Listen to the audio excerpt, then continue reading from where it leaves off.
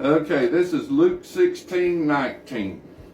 There was a certain rich man who was clothed in purple and fine linen and fared sumptuously every day. But there was a beggar named Lazarus, full of sores, who was laid at his gate, desiring to be fed with the crumbs which fell from the rich man's table. Moreover, the dogs came and licked his sores. So it was the beggar died and was carried by the angels to Abraham's bosom. The rich man also died and was buried.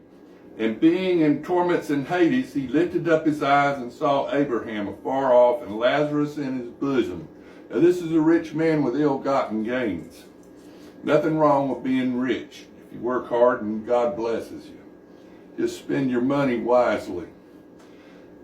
24. Then he cried and said, Father Abraham, have mercy on me and send Lazarus that he may dip the tip of his finger in water and cool my tongue, for I am tormented in this flame.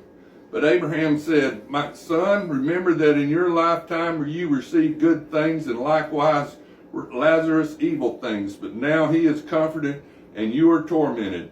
And besides all this, between us you are a great fixed gulf, so that those who want to pass from here to you cannot, nor can those from there pass to us.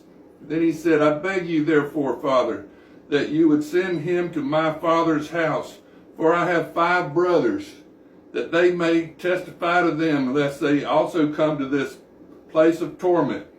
And Abraham said to him, They have Moses and the prophets, let them hear them.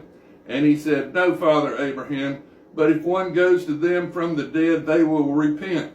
But he said to them, If they do not hear Moses and the prophets, neither will they be persuaded through one rise from the dead. When you die, you either go to the arms of Abraham or to the wrong side of the gulf.